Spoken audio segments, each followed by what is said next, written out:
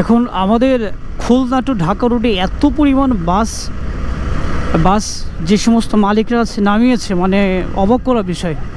আগে আপনি ঢাকা থেকে যখন যাবেন, আসলে কোন বাসে যাবেন বা কিভাবে যাবেন, এটা যাওয়ার জন্য আপনাকে অনেক চিন্তা করতে হতো।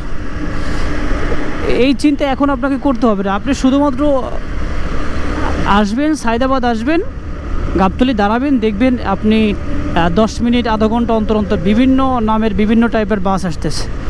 যে কোনো একটাতে আপনি চাইলে উঠতে পারবেন, টিকিটও করতে হবে না আপনাকে টিকিট করার প্রয়োজনও হবে না।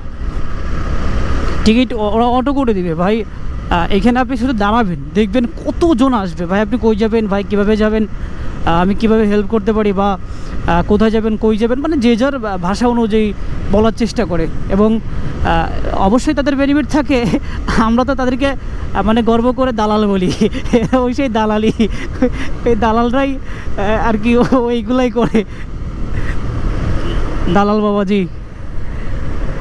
আসলে এক একজন জীবিকা নির্বাহের জন্য পথ বেছে নিয়েছে। আসলে আমরা বিভিন্ন নামে আখ্যায়িত করি, আবার বিভিন্ন নামগুলোকে আমরা এক বাক্যেই খারাপ নজরেই আনার চেষ্টা করি, বা চিন্তার মধ্যে আনি যে আসলে এই নামে তো খারাপ, তার মানে এও খারাপ।